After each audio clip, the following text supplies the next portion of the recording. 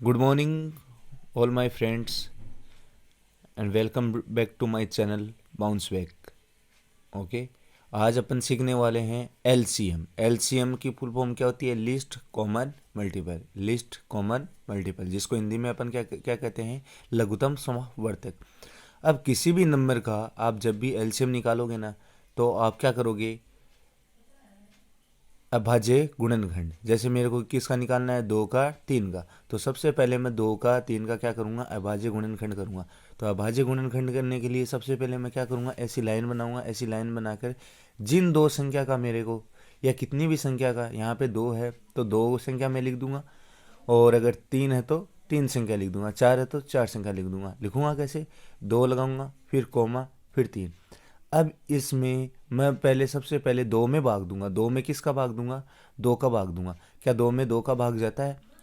तो कैसे पता करेंगे? दो का पहाड़ा बोलूंगा कि दो आ जाए। दो एकम दो, दो दूनी चार। दो एकम दो में आ रहा है ना, तो दो में जाएगा। अब तीन में देखेंगे, दो एकम दो, दो तिया, दो दूनी चार। तो चार ज़्यादा हो रहे, तीन नहीं आ रहा है, इसलिए तीन में नहीं जाएगा, इसलिए दो दो में तो जाएगा ना। किसी भी एक में अगर भाग जाए तब अपन क्या कर देंगे? उसमें भाग दे देंगे। तो दो में जा रहा है, तो दो में दो का भाग दिया तो कितना आ जाएगा? एक। फिर मैं किस में भाग दूंगा? तीन में। क्या दो का भाग तीन में जा रहा है? नहीं जा रहा है, तो तीन को तीन ही लिख दूंगा। ठीक है। अब देखो, अब एक एक आ जाए ना, तब इसमें भाग नहीं देना है। अब इसमें तीन है ना, तीन में किस का भाग दूंगा? सबसे पहले दो का भाग दूंगा। क्या दो का भाग तीन में जा रहा है? नहीं जा रहा है, तो अब मैं किसका भाग दूंगा? तीन का दूंगा। तो तीन का भाग तीन में जा रहा है, क्या? तीन एकम तीन, तीन का जा रहा है, इसका मतलब ये तीन का भाग दे दूंगा, तो यहाँ तो एक आ जाएगा, और यहाँ पे भी क्या आ जाएगा? एक आ जाएगा। तो एलसीएम अब किसके बराबर होगा? दो और तीन अपने पास क्या है? गुणनखंड। इनको मैं क्या बोलता हूँ? गुणनखंड। इनके गुणा के बराबर होता है। तो दो को तीन से मैं गुणा कर दूंगा, तो मेरे पास कितना आ जाएगा? छः आ जाए। दो को तीन से गुणा करने पे कितना आता है? छः। अब देखो दूसरा क्वेश्चन। दो, चार और छः का मेरे को एलसीएम निकालना है। तो सबसे पहले मैं क्या करने वाला हूँ? अभाज्य गुणनखंड। अभाज्य गुणनखंड के लिए मैं क्या करूँगा? ऐसी लाइन बनाऊँगा, और जितनी संख्या है ना, जैसे दो, चार, छः, इनको कोमा के साथ लिख दूंगा। दो, चार और छः लिख दिया। अब सबसे पहले मैं दो में, चार में, छः में किसी भी एक में दो का भाग जाता है, तो इसमें दो का भाग दूंगा। दो का भाग दो में भी जाता है, चार में भी जाता है, छः में भी जाता है। कैसे पता चला?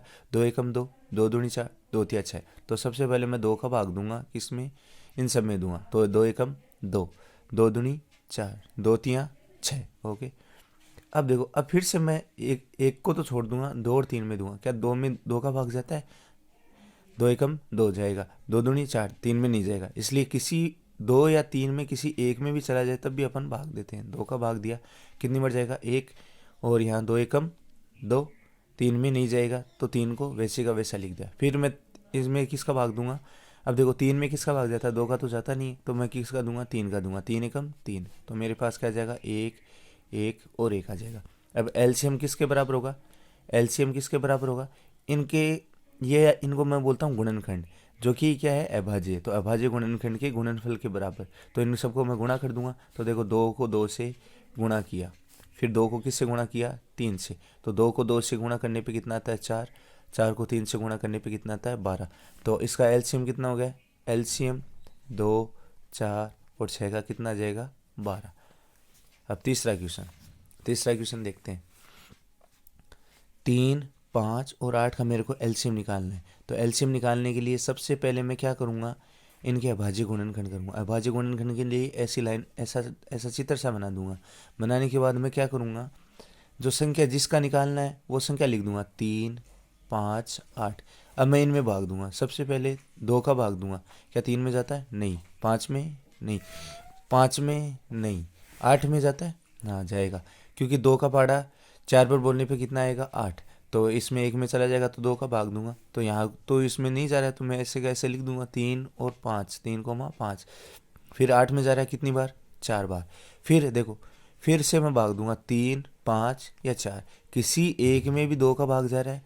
दो में नहीं जाएगा, तीन में नहीं जाएगा, चार में जाएगा। दो एकम दो, दो दूनी चार। तो दो दो का मैं भाग दूंगा, तो तीन को तो तीन लिख दूंगा, पाँच को पाँच लिख दूंगा। अब इस चार में दो का भाग कितनी बार जाएगा? दो बार। दो बार लिख दिया। अब देखो, तीन, पाँच, दो में किसी एक में भी दो का भाग जाएगा? जाएगा, दो में जाएगा। तीन और पाँच में तो जा नहीं रहा है, दो में जाएगा। तो तीन, पाँच और इसको क्या लिख दूंगा? एक।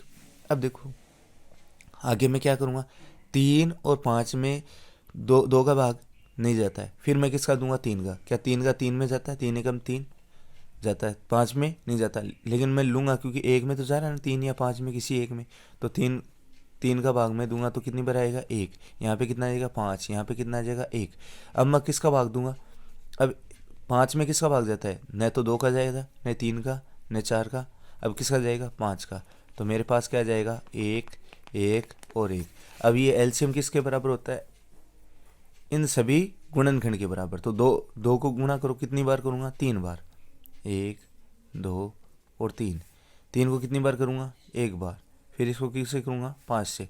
2 को 2 से गुणा किया तो 4, 4 को 2 से गुणा किया तो 8, 8 गुणा 3 गुणा 5, 8 को 3 से गुणा करूँगा तो कितना आएगा, 24, 24 को 5 से गुणा करूँगा तो कितना आ जाएगा, 120। तो मेरे पास एलसीएम 3 5 8 का कितना आ जाएगा, एलसीएम। आशा है कि आप सबको ये वीडियो पसंद आया होगा, सब कुछ समझ में आएगा। अगर कुछ भी डाउट है तो आप कमेंट सेक्शन में जाके कमेंट कीजिए। वीडियो अच्छा लगा है तो लाइक कीजिए, शेयर कीजिए, सब्सक्राइब कीजिए। Thank you.